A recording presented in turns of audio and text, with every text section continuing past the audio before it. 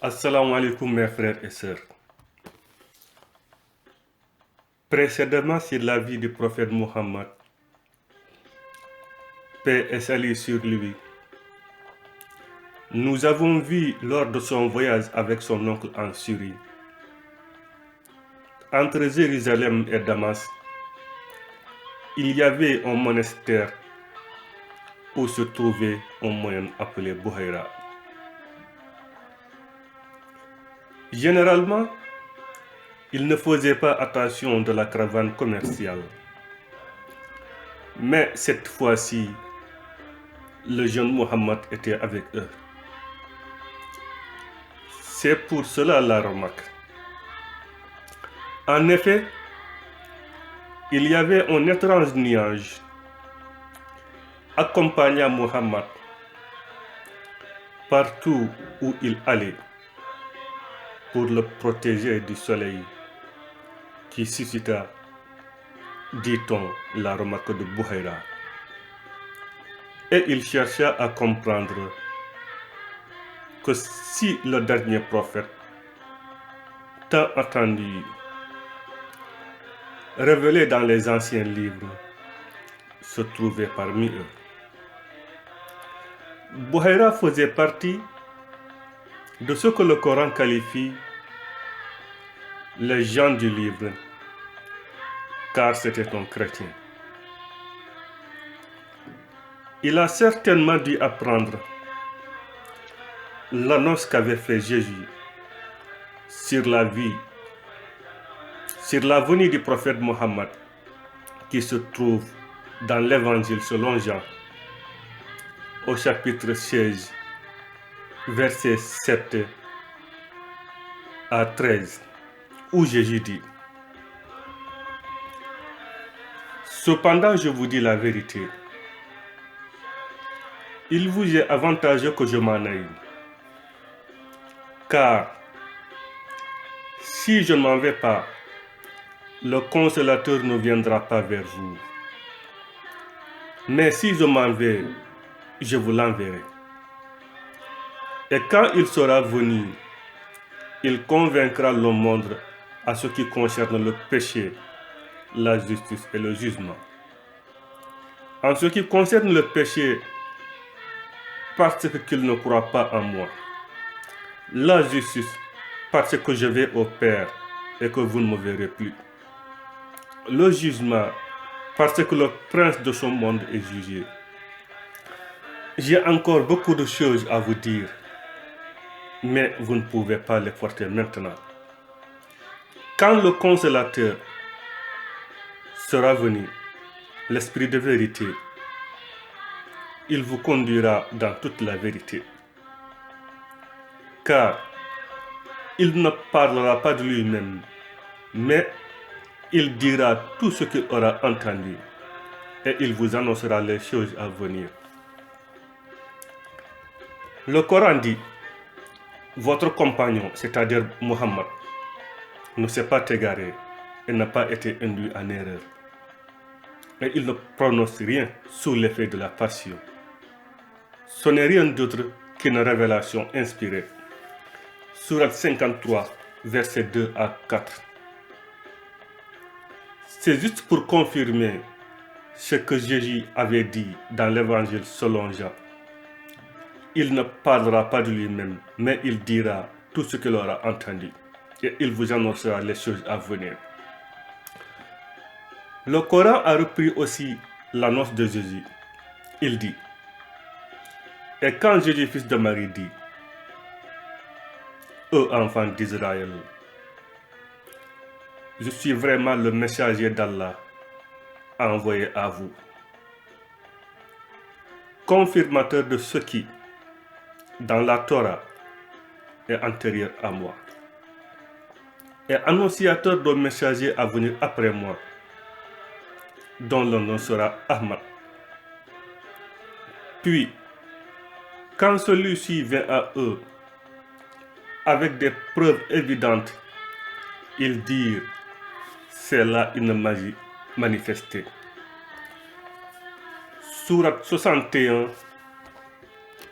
verset 6. Ahmad est le deuxième prénom du prophète Mohammed, comme tant d'autres. Revenons maintenant sur Bouhaïra. Il envoya un message à Abu Talib. Il dit: j'ai préparé à manger pour vous, peuple de Quraïsh, c'est-à-dire la tribu de Mohammed, et je voudrais vous inviter. Je vous prie de venir tous, sans exception, que vous soyez jeunes ou vieux, hommes libres ou esclaves. Ils furent tous surpris et lui demanda les raisons de cette invitation, car il ne l'a jamais fait auparavant. Bouhaïra répondit: vous avez raison, mais cette fois-ci, je veux vous offrir mon hospitalité en vous préparant à manger. Ils y allèrent tous, à l'exception de Mohammed, car il était si jeune, on l'avait laissé sous un arbre. Mais le moine Bouhaïra leur dit que ce garçon vienne lui aussi. Il n'est pas juste que vous veniez et que vous le laissiez quelqu'un derrière. Après quoi, un homme de Quraysh dit: je jure par Lat et Uzza, il n'est pas juste d'omettre le fils de Abdallah de ce festin. Puis il sortit et revint avec le jeune Mohammed, qui s'assit près de Bouhaïra, et ils commencèrent à discuter. Le moine lui dit: je te demande par Lat et Uzza de me répondre à mes questions. Mais Mohammed haïssait les idoles à tel point il n'avait jamais accepté à jurer par Lat et Uzza, ou par Manat et Hubal, ou d'autres idoles que son peuple adorait. Il lui dit: ne jurez pas par Lat et Uzza, mais plutôt par le Seigneur. Bouhaïra le regarda un instant et dit: alors je te demande au nom du Seigneur de répondre à mes questions. Bien sûr, tout ce que tu veux, répliqua Mohammed. Il lui posa des questions concernant sa vie et de ses rêves. Il eut des réponses satisfaisantes. Mais il lui restait une dernière chose à voir pour lui confirmer que ce jeune garçon est le futur et dernier prophète annoncé dans les anciens livres, révélé, étant attendu par les Juifs et les chrétiens. Il observa son épaule, où se trouvait le sceau de la prophétie. Le grand savant sénégalais, El Hadj Malick Sy, dans son livre sur la biographie du prophète, il a expliqué le sceau. Il dit: le sceau avait une grosseur d'un œuf entouré de chevelure. Il y avait dessus un point noir. Dès que Bouhaïra eut cette confirmation, il alla trouver Abu Talib et lui demanda sur l'identité de ce garçon. Il lui répondit que c'était son fils. Mais comme Bouhaïra avait appris dans les anciennes écritures révélées que le prophète attendu devrait être un orphelin, il lui dit que c'est impossible, car ses parents ne devraient pas être en vie en ce moment. Abu Talib lui dit: vous avez raison, il est mon neveu. Bouhaïra lui demanda que s'est-il arrivé à son père. Il lui répondit qu'il est décédé avant sa naissance. Bouhaïra dit: c'est exact. Et sa mère, Abu Talib, répondit qu'elle est décédée également. Le moine dit encore: c'est exact, c'est ce que j'avais appris. Allez, ramenez votre neveu à la maison, protégez-le des Juifs, car s'ils découvrent ce que j'ai fait sur lui, ils vont le tuer. Abu Talib n'a pas pu continuer son voyage commercial. il confia à quelqu'un d'autre sa marchandise. Par crainte d'un malheur, il obéit. Il retourna immédiatement à la Mecque avec le fils de son frère bien-aimé. Dès son retour, Mohammed commença à garder les troupeaux de ses parents adoptifs. Un soir, il voulut s'amuser comme tous les autres jeunes de la Mecque. Car les riches donnaient des réceptions dissipées, avec des filles qui chantaient et dansaient, où les jeunes hommes assistaient. Ce soir-là, Mohammed voulut assister comme tous les jeunes de Quraysh. Il se tourna alors vers un de ses compagnons bergers et lui demanda « S'il te plaît, surveille mes troupeaux ce soir pour pouvoir aller m'amuser à la fête. » Ce qu'il accepta. Mohammed partit, et quand il entra dans la ville, il entendit des chants et de la musique d'un mariage à célébrer.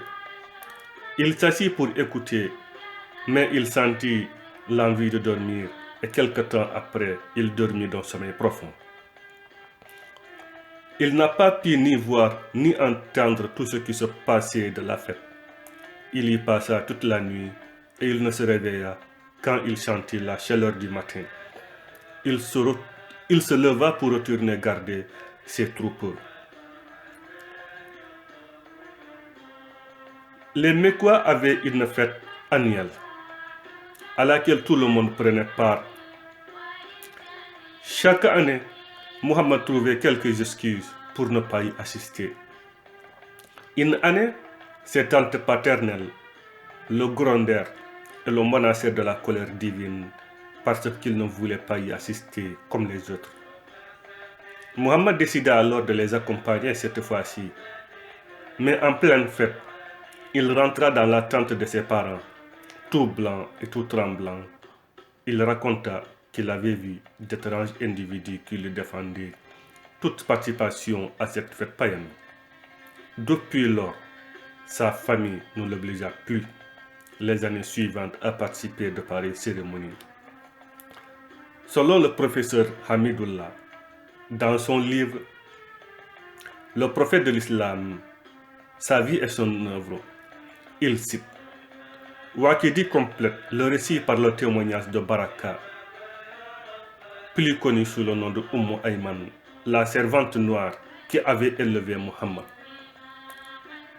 Et elle dit ensuite qu'il s'agissait là de la fête de Bouhana et que lors de cette fête, on se faisait raser la tête et on sacrifiait des animaux. Toujours selon le professeur Hamidullah, il dit, d'après Balazouri qui rapporte, qu'un jour, il y a eu une dispute entre Abu Talib et son demi-frère Abu Lahab. Ce dernier s'étend son demi-frère à terre, s'assit sur sa poitrine et le souffleta. Le jeune Mohammed accourut et en bousculant Abu Lahab, l'éloignant de la poitrine de son demi-frère.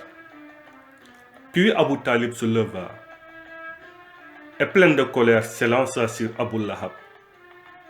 À son tour, il s'assit sur sa poitrine et couvrit son visage de soufflet. Après coup, Abu Lahab s'adressa à Mohammed en lui disant « Moi, je suis aussi ton oncle comme Abu Talib.